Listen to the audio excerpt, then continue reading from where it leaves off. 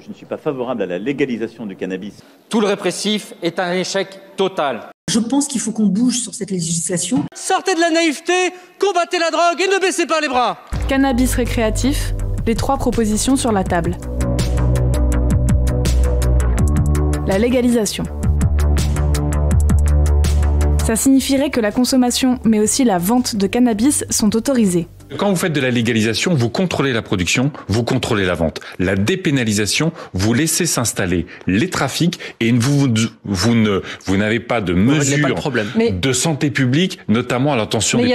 Le 5 mai 2021, après plus d'1 an de travail, la mission d'information sur le cannabis s'est prononcée pour.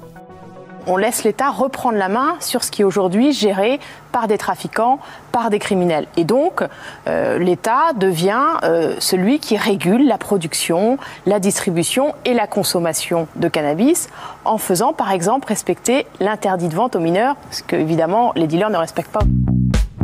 La dépénalisation.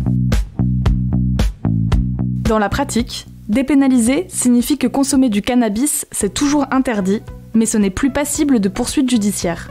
En revanche, la vente et la production restent, elles, sanctionnées. C'est la voie choisie dans certains pays comme le Portugal. Aujourd'hui, en France, le débat porte plutôt sur la légalisation. Dépénaliser, ça ne résoudrait en rien la question de la sécurité des Français et ce serait simplement faire un compromis avec les dealers. La légalisation, contrairement à ce que le terme peut laisser penser, c'est quelque chose de beaucoup plus encadré, de beaucoup plus régulé. La répression. Parce que nous croyons aux vertus éducatives de la sanction, la France restera ferme dans son refus de légaliser ou de dépénaliser l'usage des drogues. C'est la stratégie des gouvernements français successifs depuis 50 ans.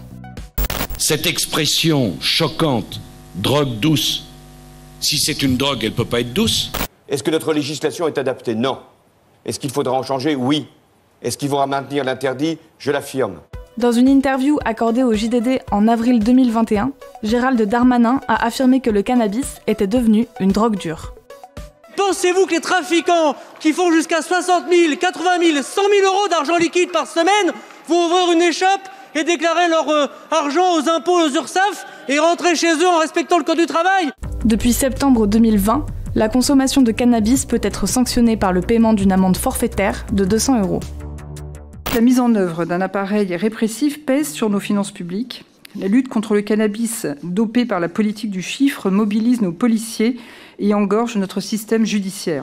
Le ministre de l'Intérieur a fait de la lutte contre les trafics de drogue l'une de ses priorités. De son côté, Emmanuel Macron a annoncé vouloir lancer un grand débat sur la consommation de drogue et ses effets délétères.